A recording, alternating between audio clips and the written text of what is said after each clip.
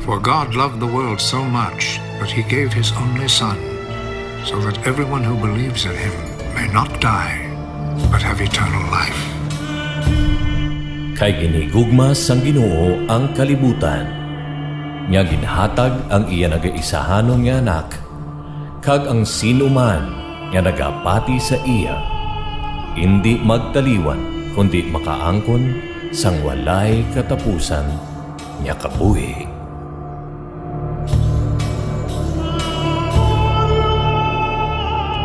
Mayong hapon naman sa aton tagpalamati sa 373 Super Radio Iloilo. This is your brother Fernando.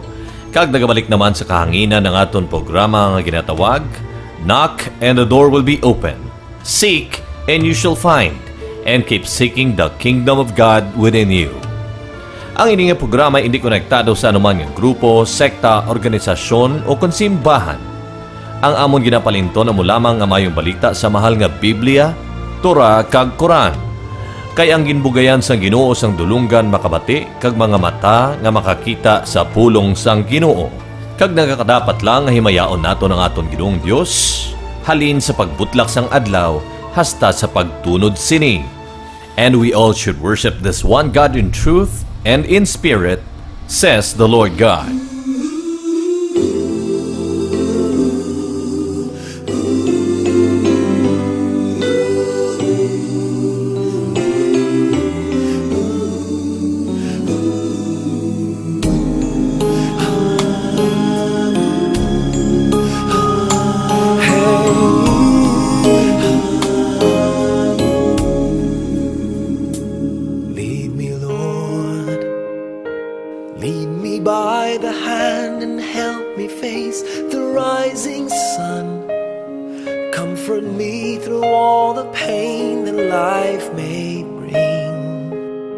There's no other hope that I can lean upon. Lead me, Lord, lead me all my life. Walk by me across the lonely roads that I may face. Take my arms and let your hand show me the way. Show the way to live inside your heart all my days, all my life. You are my light, you're the lamp upon my feet. All the time, my Lord, I need you there.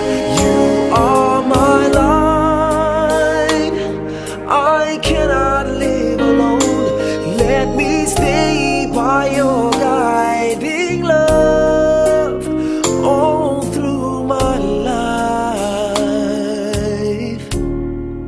Lead me, Lord. Lead me, Lord. Even though at times I'd rather go alone my way, help me take the right direction. Take your road. Lead me, Lord, and never leave my side. All my days, all my life. You are my light, you're the lamp upon my feet. All the time, my Lord, I need you there. You are my light, I cannot live alone. Let me stay by your guiding love all through my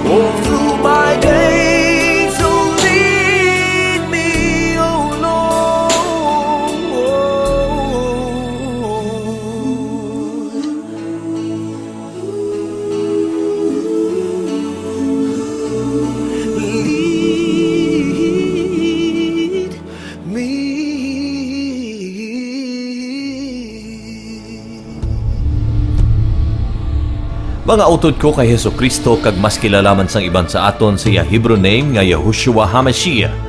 Kamo ginaimbitar ko gid sa pagpamati sa mga dinalan sa Biblia nga akon pagabasahon kag kabay nga opdan ninyo ako sa pagtuon sa maayong balita. Akon man ginapahibalo nga ini nga programa wala nagapangayo kayo o kung nagasulisat sang anuman nga donasyon. Ang amon tinutuyo amo lamang ang pagwaragwag sang maayong balita. Ang pulong sang Dios halin sa Roma Kapitulo 10. Mga utod, dako gid ang akon handom nga ang akon mga kapareho nga mga Hudiyo maluwas, kag ini ginapangamuyo ko sa Dios. Makapamatuod ako nga mapisan sila sa pag-alagad sa Dios, pero hindi suno sa kamatuuran. Hay wala sila kahibalo sang paagi sang Dios kung paano niya ginapakamatarong ang tawo. Ang ila ginahimo, nagatingha sila sa ila kaugalingon nga paagi, kag wala nila ginasunod ang paagi sang Dios. Wala sila makaintyende nga ang kasuguan hasta lang kay Kristo. Kay paagi sa ginhimo ni Kristo, ang tagsa-tagsa nga nagatuo sa iya, amo lang ang ginapakamatarong. Amo ini ang ginsulat ni Moises parte sa pagpakamatarong paagi sa pagtuman sang kasuguan. Ang tawo nga nagatuman sang kasuguan makaangkon sang kabuhi. Pero amo ini ang ginasiling sa kasulatan parte sa pagpakamatarong paagi sa pagtuo. Hindi ka magsiling sa imo kaugalingon. Sino bala ang mapalangit? Kun sayuron sa pagdala kay Kristo paidalom. Hindi ka man magsiling sino ang magpanaog sa kadadalman sang duta. Kun sayuron sa pagdala kay Kristo paibabaw halin sa mga patay. Kundi nagasiling man ang kasulatan, ara ina nga mga pulong sa inyo mismo baba kag tagipusoon. Kag ining pulong sang Dios wala sing iban kundi ang parte sa pagtuo nga amon ginawali. Nga kung isugid mo nga si Jesus amo ang Ginoo kag nagatuo ka sa imo tagipusoon nga ginbanhaw siya sang Dios halin sa kamatayon, maluwas ka. Kaya ang tao ginapakamatarong sang Dios kung nagatuo siya sing hugot sa iya tagipusoon. Kag kung magsugid siya nga nagatuo siya, maluwas siya. Kay nagasiling ang kasulatan, ang nagatuo sa iya indi gid mahuy-an. Kag ini nga promisa para sa tanan, Hudiyo man o kung indi Hudiyo. Tungod nga ang Ginoo, Ginoo sang tanan. Kag nagahatag siya sing bugana nga pagpakamaayo sa tanan nga nagadangop sa iya. Kay nagasiling ang kasulatan, ang bisan sino nga magdangop sa Ginoo, maluwas. Pero paano ang pagdangop nila sa iya kung wala sila magtuo? Kag paano sila makatuo sa ila kung wala sila makabati parte sa iya? Kag paano sila makabati kung wala sing may magsugid sa ila? Kag paano makalakat kag makasugid ang mga mensahero kung wala sila ginsugo? Suno sa kasulatan, daw ano kanami kung makita mo ang mga mensahero nga nagadala sang maayong balita. Pero hindi ang tanan nagbaton sang maayong balita. Pareho sang ginsiling ni Esaias, Ginoo sino bala ang nagpati sa amon mensahe? Karon makasiling kita nga ang tawo magatuo lang kay Kristo kung makabati siya sang mensahe parte sa iya. Kag ining mensahe mabatian lang kung may ara nga magtudlo sini. Karon nakabati bala ang mga Israelinhon sang sini nga mensahe? Hindi mahimo nga wala sila nakabati. Kay nagasiling ang kasulatan, ang ila mensahe nagalambot sa bug-os nga kalibutan. Nagalapnag ini sa bisan diin nga lugar. Ti ano? Wala bala sila nakaintyende? Hindi mahimo nga wala sila nakaintyende. Kay sa ginsulat ni Moises, nagsiling ang Dios sa ila. Paimunon ko kamo sa iban nga nasyon. Paakigon ko kamo paagi sa pagpakamaayo sa buang-buang nga nasyon. Naghambal man ang Dios sa ila paagi kay Esaias. Kag sang paghambal sini ni Esaias, wala gid siya nahadlok sa mga tawo. Nakita ako sa mga tawo nga wala nagapangita sa akon. Nagpakilala ako sa ila bisan wala sing nagapamangkot parte sa akon. Pero parte sa mga Israelinhon nagsiling siya. Sige ang akon paabot nga magbalik sa akon ang akon katawhan nga mga matigasing ulo kag mga malalison.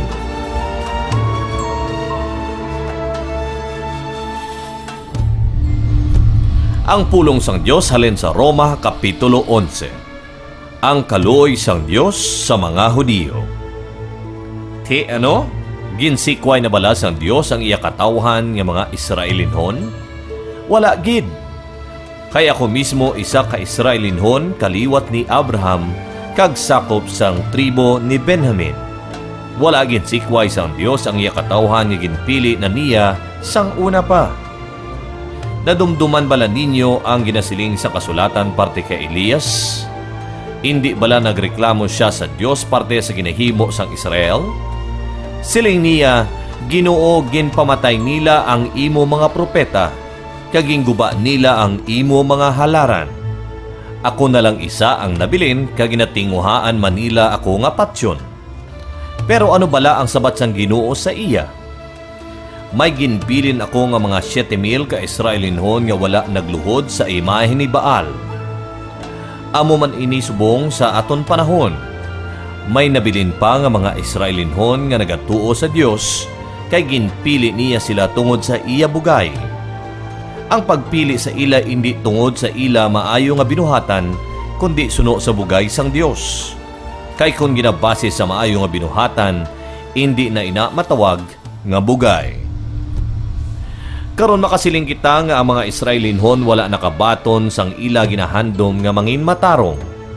Ang ginpili lang sang Dios amo ang nakabaton sang ila ginahandom, pero ang iban ginpatiga ang ila ulo. Amo ini ang ginsiling sa kasulatan parte sa ila. Daw sa ginpatulog sila sang Dios sing mahamuok, kag hasta subong hindi nila maintindihan ang ila nakita kag namatian. Nagsiling man si David parte sa ila. Kabay pa ang ila mga punsyon magadala sa ila sang kalaglagan, kasandaran, kag silot. Kabay pa nga mabulagan sila. Kag kabay pa nga hindi pagkuwaon ang mabugat nga ila ginapasan, agud magbuluktot sila perme. Nasandad ang mga Hudiyo kag wala sila nagtuo kay Kristo. Ti ano karon? Nagakahulugan bala nga padayon na gid ang ila pagkahulog? Hindi. Kundi tungod sa ila paglapas na hatagan sing kahigayunan ang mga hindi Hudiyo nga maluwas. Kag sa sinimahisa ang mga Hudiyo. Karon kun ang paglapas kag ang kakulangan sa mga Hudiyo nagdala sang madamo nga pagpakamaayo sa mga tawo sa bug-os nga kalibutan, daw ano pagid nga mga pagpakamaayo ang mangin resulta kung makumpleto ang mga Hudiyo nga dapat magtuo sa iya. Karon naghambal ako sa inyo nga mga hindi Hudiyo. Ginhimo ako sang Dios nga apostol para sa inyo, agud ibalita ko sa inyo ang parte kay Kristo. Kag ginakabig ko nga importante ini nga buluhaton nga ginhatag sa akon. Kay base kung paagi sini mapahisa ko sa inyo ang akon mga kapareho nga mga Hudiyo, agud ang iban sa ila magtuuman kag maluwas. Kay kun ang pagsikway sang Dios sa mga Hudiyo nangin kabangdanan yang iban nga mga tao sa kalibutan nakapalapit sa Dios, daw ano pagid ang mangin resulta kun ang mga Hudiyo batunon liwat sang Dios. Mangin pareho sila sa mga patay nga nabanhaw. Ang halimbawa sa mga Hudiyo pareho sini. Kung ang bahin sang tinapay na halad sa Dios, ang bilog nga tinapay iyaman sang Dios. Kag kun ang gamot sang kahoy iya sang Dios, ang mga sanga sang kahoy iyaman sang Dios. Ang mga Hudiyo pareho sa mga sanga sang kahoy nga olibo nga ginpangutod. Kag kamo nga mga hindi Hudiyo pareho sa mga sanga sang talunon nga olibo nga ginsugpon sa ginpangutdan nga mga sanga. Gani nakaambit kamo sa mga kaayuhan nga ginhatag sang Dios sa mga Hudiyo. Pero hindi kamo maguna-una nga mas maayo pa kamo sang sa mga sanga nga ginpangutod. Dumduman ninyo nga kamo mga sanga lang. Hindi kamo ang nagabuhi sa gamot, kundi ang gamot amo ang nagabuhi sa inyo. Base kung may magsiling sa inyo, nga agin pangutod sila, kag kami ang ginsugpon kung hindi kami mas maayos sang sa ila. Ginpangutod sila tungod nga wala sila nagtuo kay Kristo, kag kamo ang ginsugpon tungod nga nagtuo kamo. Gani hindi kamo magpabugal, kundi mag-andam kamo. Tungod kay kung ginpangutod sang Dios ang natural nga mga sanga nga amo ang mga Hudiyo, mahapos ang pagpangutod sa inyo kay kamo mga ginsugpon lang nga mga sanga. Diri makita ang kaayo sang Dios kag ang iya pagka-istrikto. Istrikto siya sa mga tao nga hindi magtuo sa iya, pero maayo siya sa inyo kung nagapabilin kamo sa iya kaayo. Pero kung hindi, pang-utdon man niya kamo. Kag kung hindi na magpatiga ang mga Hudiyo, kundi magtuo man, isugpon niya liwat sila sa puno kay sarang inamahimo sang Dios. Kay kamo nga mga hindi Hudiyo pareho sa mga sanga sang talunon nga olibo nga ginpangutod, kag ginpangsugpon sa natural nga olibo nga amo ang mga Hudiyo, bisan pa nga hindi ini kinaandan nga paagi. Pero mas mahapos para sa Dios nga ibalik ang natural nga mga sanga sa iya ginhalinan nga puno. Mga utod ko kay Kristo, gusto ko nga mahibaluan ninyo ining tinago nga kamatuoran, agud hindi kamo magpabugal nga daw si sinugid kamo.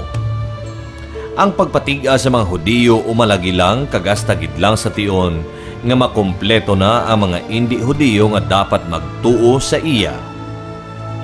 Pagkatapos ini maluwas ang bugos nga Israel, pareho sang ginasiling sa kasulatan. Magahalin sa Zion ang manluluwas, kuhaon niya ang tanan nga kalautan sa mga kaliwat ni Jacob. Kag amo ini ang akon kasugtanan sa ila, patawaron ko ang ila mga sala. Tungod kay ginsikway sa mga Hudiyo ang maayong balita, nangin kaaway sila sang Dios. Agud kamo nga mga hindi Hudiyo, mahatagan sang kahigayunan nga maluwas. Pero tungod nga pinili sila sang Dios, ginahigugman niya sila. Kay ginpromisa niya ini isang una sa ila mga tigulangan nga palanggaon niya ang ila mga kaliwat. Kag wala nagabaylo ang Dios sang iya hunahuna parte sa mga tawo nga iya ginapili kag ginapakamaayo. Sang una, kamo nga mga hindi Hudiyo wala nagtuman sa Dios. Pero karon, tungod nga ang mga Hudiyo wala nagtuman sa iya, ginakaluuyan kamo sang Dios. Kag amuman ang matabo sa ila, nga bisan subong wala sila nagatuman sa Dios, kaluuyan man niya sila tungod nga ginakaluuyan niya kamo. Kay gintugutan sang Dios nga ang tanan nga mga tawo manginulipon sang ila mga sala, agud ipakita niya sa tanan ang iya kaluoy. Makatilinga gid ang kaayo sang Dios. Indi ta matungkad ang iya kaalam kag ang iya nahibaluan. Sino bala ang makaintyende sang iya hunahuna kag sang iya mga pamaagi? Pareho sang ginasiling sa kasulatan, sino bala ang nakahibalo sang hunahuna sang Ginoo? Sino bala ang makatudlo sa iya kung ano ang iya dapat himuon? Wala kita sing may ihatag sa iya, agod nga may bayaran siya sa aton. Kay ang tanan nga butang nagahalin sa Dios, kag ginhimo ini paagi sa iya, kag para sa iya. Dayawon siya sa wala sing katapusan. Amen.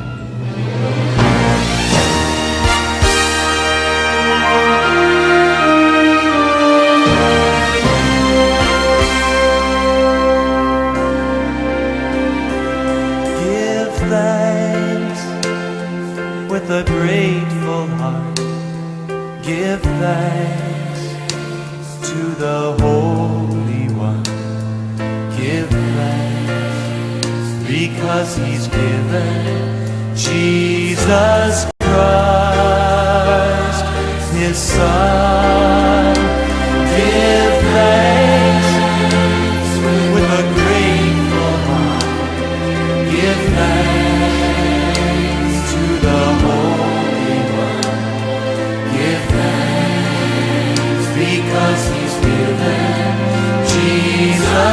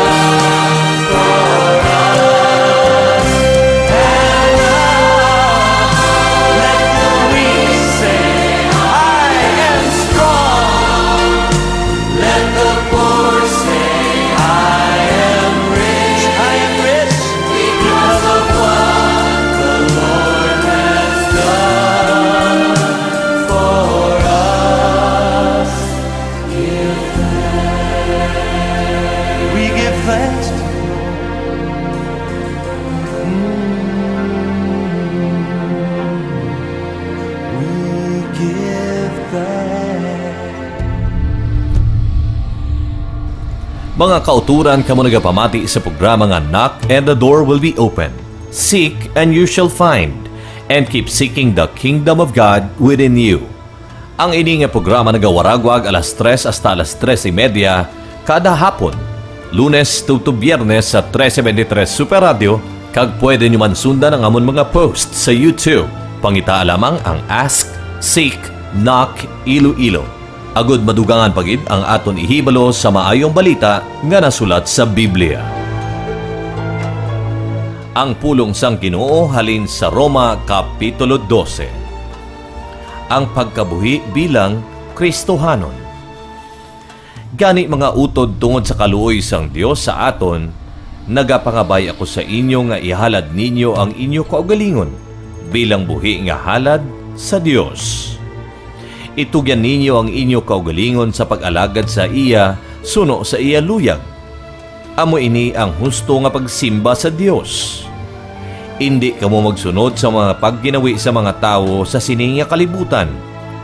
Tugutin ninyo ang Dios nga baguhon niya ang inyo huna-huna, agud mahibaluan ninyo ang kabubuton sa Dios. Kung ano ang maayo, husto, kag kung ano gid ang iya nagustuhan. Bilang apostol nga amo ang bugay sang Dios sa akon, ginahambalan ko kamo tanan nga hindi kamo maguna-una nga daw sisin o gid kamo, kundi huna-unaon ninyo sing husto kung ano ang inyo mga abilidad suno sa pagtuo nga ginhatag sang Dios sa inyo. Kay kung paano nga ang aton lawas may madamo nga parte, kag ang kada parte may iya nga mga buluhaton. Kita nga mga tumuluo, amuman. Bisan matuod nga madamo kita, isa lang kita kalawas sa aton paghiusa kay Kristo, kag nagaalangot kita sa isa kag isa. Kag tungod nga ang kada isa sa aton may iya mga abilidad nga nabaton suno sa bugay sang Dios, gamiton ta ining ginhatag niya. Kung may ginhatagan sing abilidad sa pagsugid sang minsay sang Dios, gamiton niya ina suno sa iya pagtuo. Kag kung may ginhatagan sing abilidad sa pagserbisyo sa iya isig katawo, dapat magserbisyo siya. Kung sa pagtudlo, dapat magpanudlo. Kung sa paglaygay, dapat magpanglaygay. Kung sa paghatag sa mga imol, dapat maalwan nga mga manughatag. Kung sa pagdumala, magdumala nga may kapisan.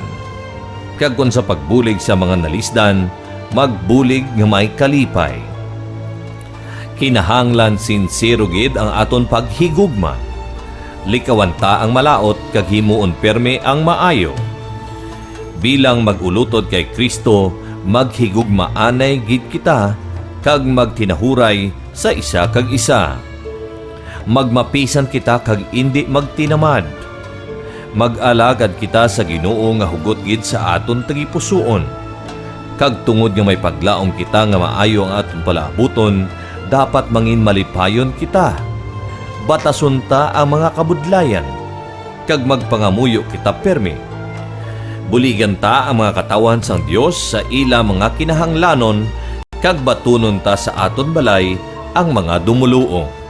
Ipangamuyo ninyo sa Dios, nga pakamaayuhon niya ang mga tawo nga nagahingabot sa inyo. Hindi kamo magpangamuyo nga silutan sila sang Dios.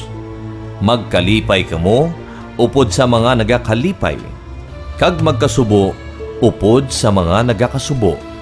Trataran ninyo ang isa kag isa sing palareho. Hindi kamo magpabugal kundi magpakig-abyan sa mga tawo nga kubos. Hindi kamo maghuna-una nga maalam gid kamo. Kung may maghimo sang malain sa inyo, hindi kamo magbalos sa malain, kundi pinsaron ninyo kung paano kamo makahimo sing maayo sa atubangan sang mga tawo. Himuan ninyo ang inyo masarangan nga wala gid sing gamo sa inyo pagpakigupod sa tanan nga mga tawo. Mga hinigugma, hindi gid kamo magtimalos. Pabay-i ang Ginoo nga magsilot sa ila sa iya kaakig. Kay nagasiling ang Ginoo sa kasulatan, ako ang magatimalos, ako ang magasilot sa ila. Gani sundon ta ang ginasiling sa kasulatan. Kung ang imo kaaway ginagutom, pakauna. Kung ginauhaw, paimna. Kay kung imuon mo ini, mahuya siya sa iya ginahimo sa imo. Hindi kamo magpadaog sa malain, kundi daogan ninyo ang malain paagi sa paghimo sing maayo.